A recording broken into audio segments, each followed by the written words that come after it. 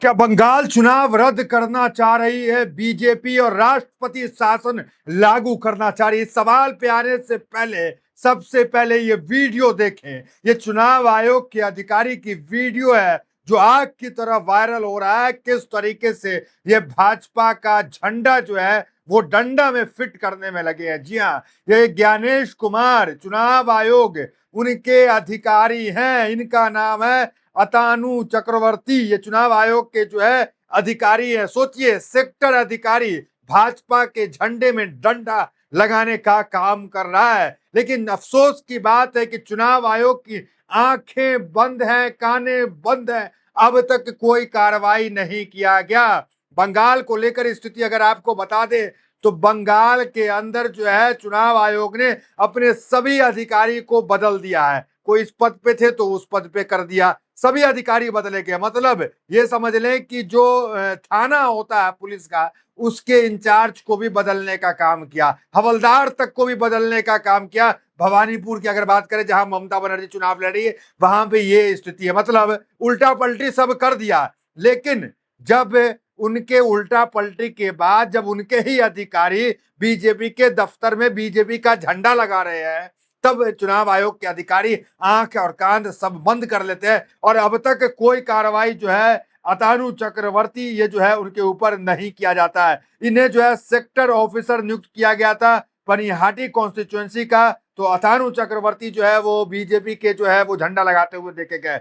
Group से एक user ने सवाल पूछा कि क्या कोई कार्रवाई हुई है, तो ग्रुप ने खुलासा कर दिया कि no official action has been taken or announced by the Election Commission of India on Atanu Chakravarti as of now. A complaint was filed today acting violation of the Model Code of Conduct, Sector Officer Handbook and related laws based on the circulating video. चुनाव आयोग ने अब तक जो है the issues many statement suspension और कोई भी जो है सस्पेंशन का ऑर्डर या कोई प्रतिक्रिया भी चुनाव आयोग ने नहीं दिया। ये जो अधिकारी चुनाव आयोग के झंडा लगा रहे हैं बीजेपी का, तो सोचिए कि स्थिति कितनी दयनीय है। अब आते हैं सीधा मुद्दे पे कि आखिर हमने क्यों कहा कि जो बंगाल का चुनाव है वो बीजेपी नहीं कराना चाह रही है।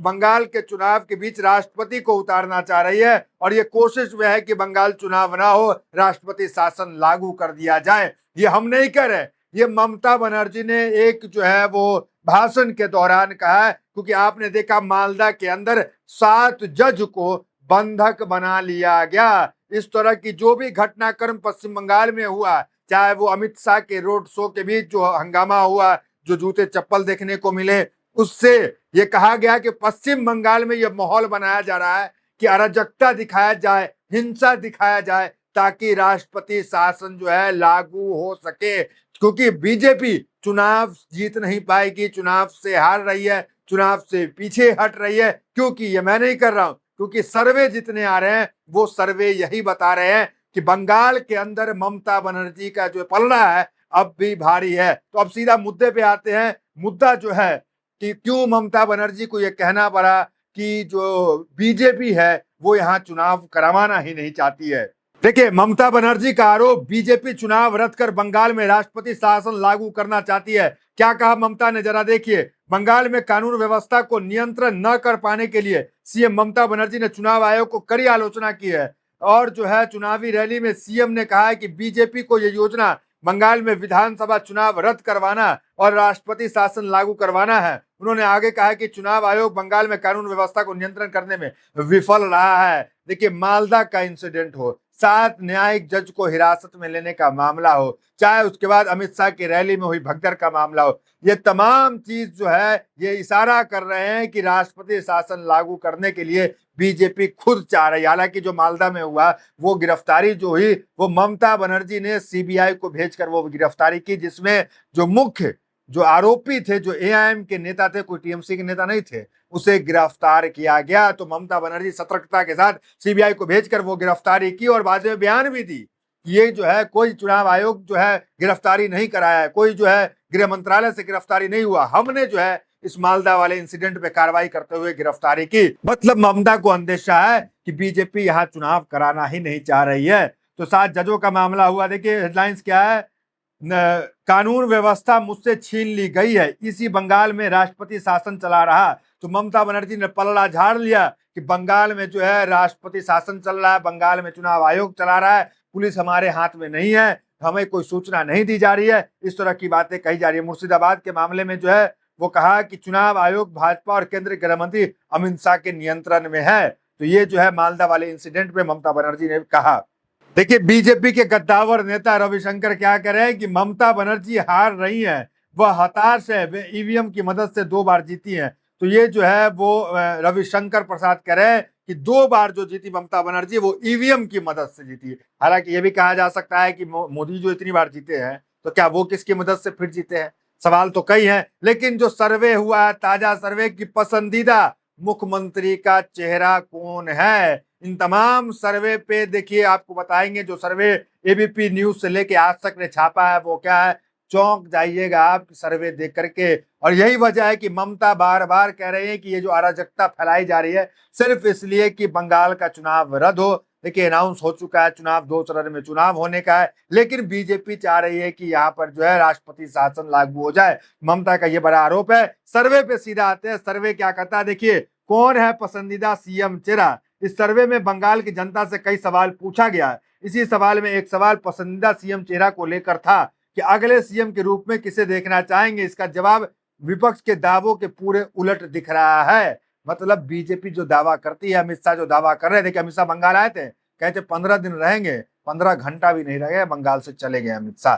तो जो अमित शाह दावा करते हैं शुभेंदु अधिकारी को लेकर, अभी देखिए शुभेंदु अधिकारी नंदीग्राम में लड़ते थे, ममता जहां से लड़ रही है वहां पे जो है शुभेंदु अधिकारी को उतार दिया गया भवानीपुर से। अब वहीं पे ममता वर्सेस शुभेंदु अधिकारी फाइट चल रहा है। शुभेंदु अधिकारी सीएम चेहरा है बीजेपी की तरफ से, उन पे सर्वे हुआ, जरा सर्वे देखिए। इसका जवाब विपक्ष के 2 दावों के पूरे उलट दिख रहा है। सबसे ज्यादा 44.2% जनता ने एक बार फिर ममता बनर्जी को ही अपना पसंदीदा सीएम चेहरा बताया है। वहीं बीजेपी नेता शुभेंदु अधिकारी को 18.5% लोग सीएम चेहरा के तौर पर देख रहे हैं। तो कुल मिलाकर ताजा सर्वे सी वोटर में 44.2, मतलब आधा प्रदेश ममता बनर्जी को मुख्यमंत्री के तौर पे पसंद करता है। इसी से आप समझ जाइए कि ममता का चुनाव जीतना, ये जितने आंकड़े तो यही बताते हैं कि जीतना लगभग तय है। मतलब ममता तो 15 साल तो रही सीएम और आगे भी ममता ही रहेंगी, इस तरह के सर्वे बता रहे हैं। इसके अलावा बीजेपी के ही दूसरे नेता सुकांता मजूमदार के पक्ष में 14.6% लोग, वही अभिषेक बनर्जी में 5%, दिलीप घोष में 5%, कांग्रेस नेता अधीर रंजन चौधरी में 2% लोगों ने जो है वो कहा कि वो सीएम चेहरा के तौर पर ठीक है। वही अब आइए पूरे बंगाल में क्या स्थिति है, क्या बंगाल में जो टीएमसी है वो सत्ता में आ रही है नहीं आ रही है, उस पे सर्वे जो हुआ। तो ये सर्वे बताया कि टीएमसी देखिए जो 174 से 184 सीट जो है वो टीएमसी जीत सकती है। जो बहुमत का आंकड़ा 148 जो है वो जो पहुंचेगा उसकी सरकार पश्चिम बंगाल में आ जाएगी।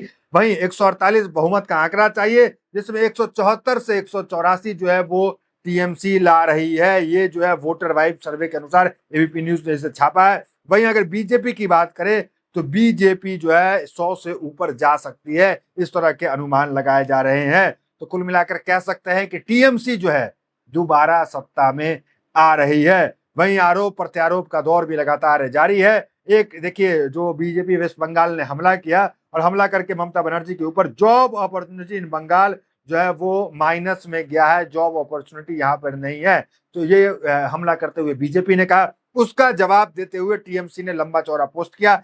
टीएमसी ने पोस्ट करते हुए कहा कि बंगाल आज भी दूसरा second in the country with 92,66,816 establishment Bengal के अंदर है। मतलब जो है भारत में इतने राज्य हैं, दूसरे स्थान पर बंगाल आता है जहाँ एस्टेब्लिशमेंट जो है ये कह लें कि 92,66,816 है। वहीं Bengal holds 12.63% share, the second highest in India. Bengal has the highest share manufacturing 16.02 and other service 0.09। Bengal leads the nation with 36.44% female headed priority establishment. तो ये जो है हार्ड फैक्ट जो है वो टीएमसी ने डाला कि आज भी भारत का दूसरा सबसे ज्यादा एस्टेब्लिशमेंट जो है वो जो है बंगाल की तरफ से है। तो ये हमला का जवाब देते हुए टीएमसी ने कहा। इस वीडियो में आपकी क्या प्रतिक्रिया है कमेंट जरूर करें, वीडियो को ज्यादा से ज्यादा शेयर करें। बहुत धन्यवाद।